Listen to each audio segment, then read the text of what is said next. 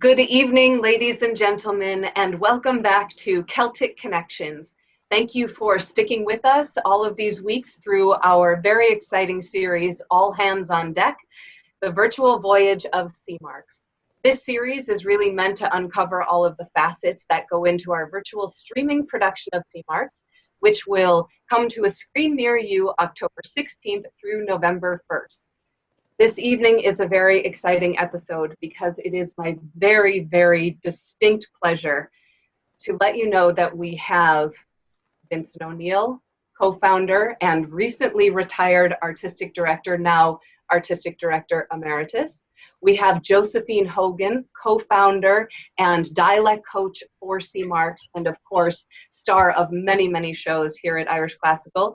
And we have Fortunato Pezzimenti, retired producing director and also director of Sea Marks and our associate director. So welcome to the three of you, and thank you for joining us this evening. You're welcome. Hi, everyone. Thanks, Kate. Thank you. Hi, hello. Hi. This is historic. You know, our production of Sea Marks is historic, and have the three of you been on screen like this, you know, in this way before? Maybe not. This might be our first time into this foray. So we're very happy to have you here. So let's jump right in. We have a unique opportunity to orient patrons and remind some patrons that Vincent and Josephine, you starred in the first production of Sea Marks. Fortunato, you directed it, and it was at the Calumet Space. Many of our patrons and viewers, this was the first production of Irish Classicals that they saw. What can you let us know about that first production, the show itself, or being in the space? Vincent? Well, it's hard to know where to begin, Kate, because, you know, we've been like 3 years or 4 years in the wilderness, moving from theater to theater as strolling players, from renting the alleyway in the summer to going out to Damon College to the Pfeiffer Theatre when UB used to run it. And this was our first shot at actually having our own space. So I think the most exciting thing, even more than the beautiful place Sea Marks itself, was the fact that for the first time we had a space that was Irish Classical space. And it was called the Calumet Theatre. It was in the Calumet building belonging to Mark Goldman. It was actually a delicatessen. And the guy's lease was running out. So Mark, in a fit of enthusiasm, said, do you want to run a theatre from the delicatessen? So I said, let's have a look. And we all went in, we had a look, and it was a delicatessen, and there were huge refrigerators and things hanging from the ceiling, two big supporting pillars right in the middle of it, and no space whatsoever. And I said, you can't run a theatre in here. You need somewhere to put the audience. And so anyway, so Patrick Shaughnessy, who was a designer out of Buff State, he came in and he looked at it and he said, you know what? You could do a theatre in here, but you have to do theatre in the round with the audience on all sides, and then a tiny little 12-foot by 12-foot playing space between the two supporting pillars. And so we said, okay, let's give it a shot. We were able to fit in 100 seats. And that's really how it all started. Wow. It's so interesting. I love that little tidbit of ICTC lore that is how the theater in the round started. And it was such a great plan that that's what transferred to the Andrews, keeping that theater in the round. Josephine, what are your memories of working at the Calumet for the first time? Well, I do remember going in there. We were rehearsing and building pieces, and it wasn't, because it was in the round, we couldn't have any high areas, so that because of the audience couldn't see over them. So a lot of it was done with a beautiful lighting. And when we went in, though, rehearsals were great. But as I sat in the audience looking at the stage, I thought, oh my goodness, they're so close to us. You could actually see the whites of their eyes. I mean, it was almost traumatizing. And I mean, the first performance was like a baptism of fire. It was a 100-seater, and everywhere you went on the stage, you were so close to the audience. And if somebody, so much so that if somebody stretched out their feet, you could trip over them in the dark, either coming on or going off stage. It was terrifying. And they could see every expression, every emotion, every movement. They could, you know, and they could scrutinize. So you had to be really authentic. You couldn't cheat at all, because no matter where you turned, there was somebody there watching you. So it was pretty terrifying being that close to the audience. Yeah, but it was so exciting. It was so exciting coming in and saying, this is our home. This is our home. We're here. And Mark Goldman made it possible for it to be our permanent home, at least for the first 10 years. It was terrific. So yeah. So lovely. And we were so happy. Yeah, oh no, we were so happy, and the audience was so receptive that it was just a dream, you know. It was wonderful. We ended up having a great rapport with the audience, and they felt so engaged. But what they did during the intermission was get up on the stage and explore the props and put them down in different places.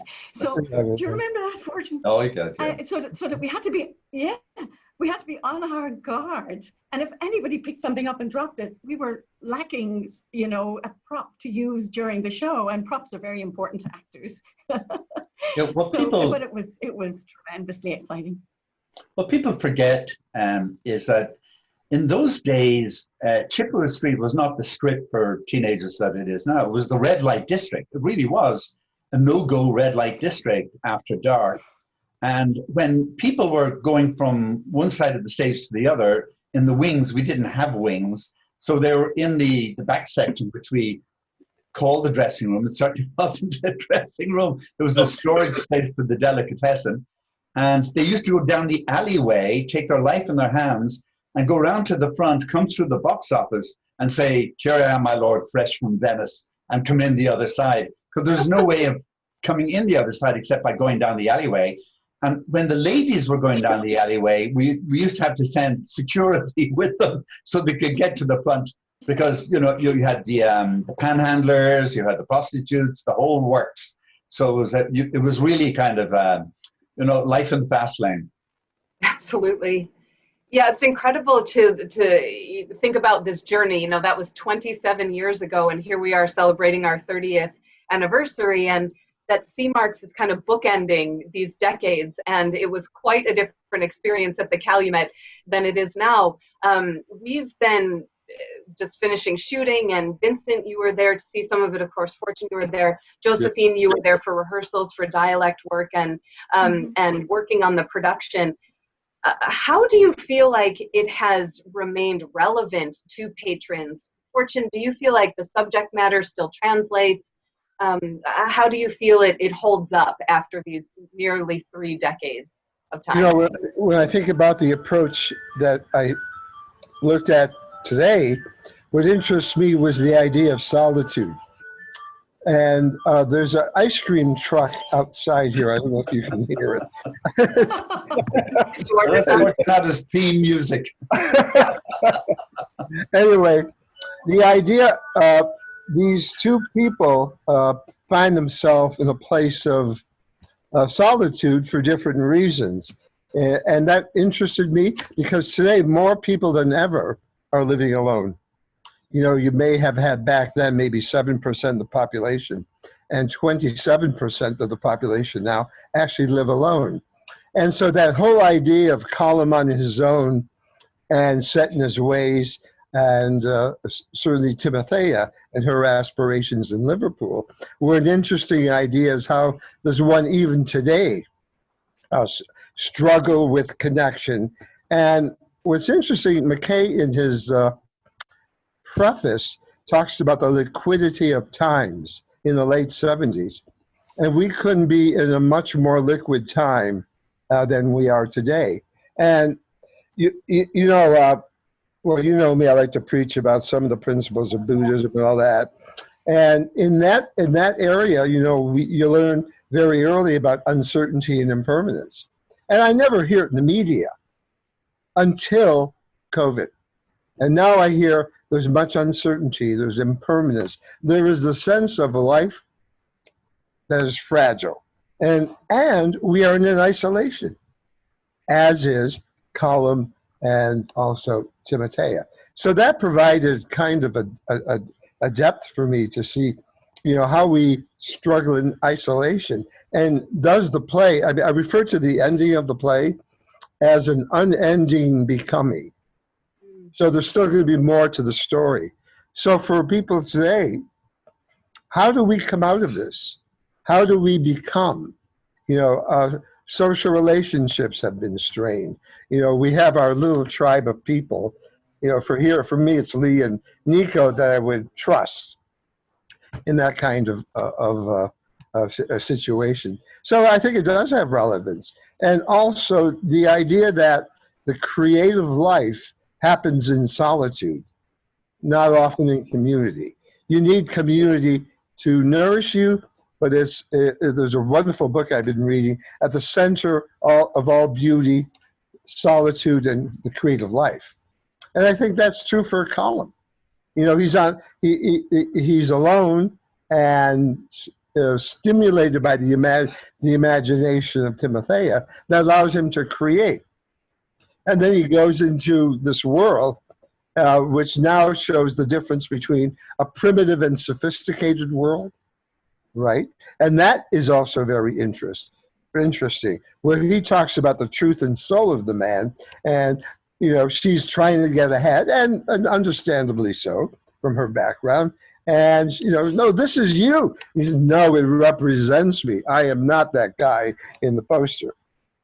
So that whole idea of where do you find your true self? Is it in solitude? Is it in relationship? Is it in communion with other people? So there are a lot, and I don't know the answers to all those questions because I think they're just questions. And I think the audience, maybe we'll talk about that in a director's note to provoke thought and questions about the play. Yeah, you know, I'm so struck thinking while you're speaking, Fortune, about Colum's line, I learned how to hold a pencil for you. Like what people go to connect through isolation. And certainly we all feel that in our own ways during all of this. And who knew, you know, it's almost like a premonition that 27 years ago, you chose to perform and produce this play, and here we are in 2020 doing it again. And it really does fit into the retrospective that we have for the season, and also the connection and the book ending. So I want to thank the three of you from the bottom of my heart for taking this rare opportunity to join this evening and bring a little context for us and for our patrons to hear the memory of one of our very early productions, and to really help to provide some understanding of where we're going with this production for the digital performance of it. So thank you very much for spending your evening with us this evening. Patrons, thank you for tuning in for this rare opportunity. And who knows, we might, you know, spin this off and do our own series with the three of you. There are lots of stories to tell over the 3 years. Absolutely. Yeah, a special series indeed. So thank you, patrons, for tuning in week after week, and tune in next Friday as well. 7:30. Thanks for all of your support. Tune in next Friday. Same Irish time, same Irish channel. Thank you all. Be well and be safe. Good night. Good night. Good night. Good night.